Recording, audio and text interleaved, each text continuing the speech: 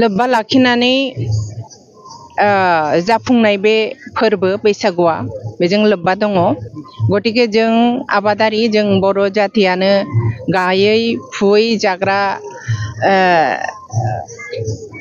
जाति। गतिके बे फोरबोआव जेबो गोदान जेबो गैया। जों जुगे जुगे एखे धरननि परम्परा जों फालिलायबोगासिनो दङ। नाथाय कयेक बोसोर धरिया जोङो गामि नाङैनो जयैनो जोंनि गामिनि गेलेग्रा फोथाराव बियो जोङो जयैनो खुंफुंलायनानै बाहाय बोथिसे ओंखाम जालायलायनानै बैसागुखौ मानिनायनि परम्परा मोनसे गोदान मुगानि सिन्ताधाराजों खालामफुंनाय जाफैदों, खालामफुंगासिनो दङ।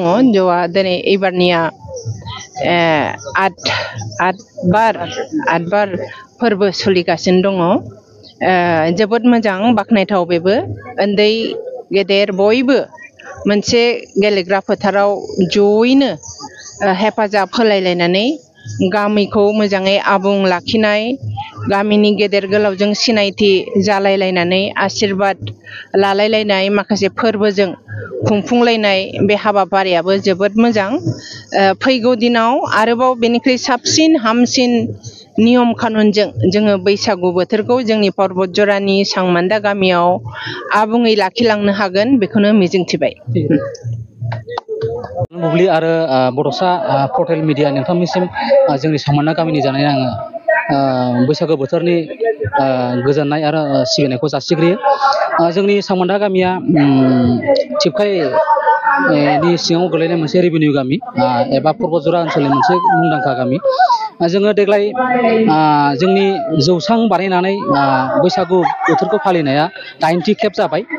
बेजों लोगोसे जोङो आफा गुरुदेव कालिचरन ब्रह्मनि 165थि जोनोम सानखौ लोब्बा लाखिनानै बिथांनि बिबार बावनाय हाबाफारिखौबो जोङो दिनै लानाय जादों बे सांमान्दानि गुवार गेलेग्रा फोथाराव।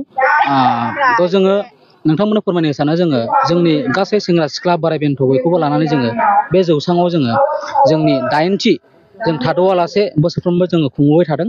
बैसागु बोथोरखौ जोङो रंजाबोदों आरो आयदाफारिखौ जोङो लादों।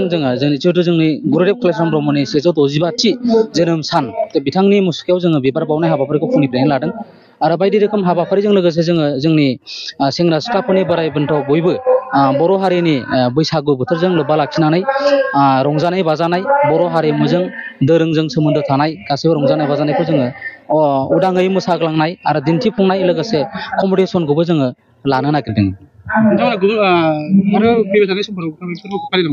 जोङो गुबैयै जोंनि सांमान्दा गामिया देग्लायबो जोङो उन्दै उन्दै गथ'फोरनि गोसोआव गोरबोआव जों जाहाथे बर' हारिनि हारिमुखौ जाहाथे बिथांमोना गोसोआव सोनानै फेहेरलांनो हायो आरो जौगाहोनो हायो बेखौ लोब्बा लाखिनानै जोङो उन्दै उन्दै गथ'फोरखौ लानानैहाय जोङो बिथांमोननि गोसोखौ जोङो जौगाहोनो बा एवारनेस खालामनो थाखाय जोङो बे जौसांनि हाबाफारिखौ लानाय जादों। गामिनि गेजेरावनो जोङो गागि जिथु माने एक्स गावबुराफोर, एक्स नेहाथारिफोर आरो गुबैयै जोङो थांनाय 2023 मायथाइयावहाय मेट्रिक आनजादावहाय सेथि बान्था मोननाय बिथांमोनखौ जों बरायनाय हाबाफारि लादों। लोगोसे एकल बिद्यालयानिफ्राय जों नागपुरावहाय काबादि गेलेहैदों जोंनि आसाम स्टेटनिफ्राय बिथांमोना देरहाबोनो हादों, बाहागो लाहैनो हादों, बिथांमोनखौ जोङो बरायनाय हाबाफारिखौ लादों। लोगोसे दिनै जोंहा बे जौसाङाव जोंनि गाहाय आलासि हिसाबै पर्बतजरा 1 नं बियाबनि MCLA बिथां मुनमुन बिथाङाबो दंफैयो। बिथांखौ जोङो गाहाय आलासि महरै जोङो मोननो हादों। जोंनि रंजालि बैसागुआ जोंनि बर' माहारिनि समाजारि आरो धोरोमारि आरो मोनसे समाजारि धोरोमारि आरो बे मोनसे हारिमुवारि मोनसे फोरबो जायखौ जोङो फरायनानै जोङो मोनबोदों, जोङो नुबोदों। बे जाबाय हारिमुवारि, धोरोमारि आरो समाजारि। जिहेतु जोङो समाजजों बर' समाजजों लोब्बा गोनां बे समाजारि आरो बर' हारिमुजों लोब्बा गोनां बे हारिमुवारि आरो धोरोमारि। जिहेतु जोङो बे समाव जोङो जोंनि थैनानै थांनाय आरो अबंलावरि आरो थैनानै थांनाय गामिनि गासै आजै आजौमोनखौ जों गोसोखांनानै बेवहाय जोङो आर'ज गाबनाय जायो। बेनिखायनो बे मोनसे धोरोम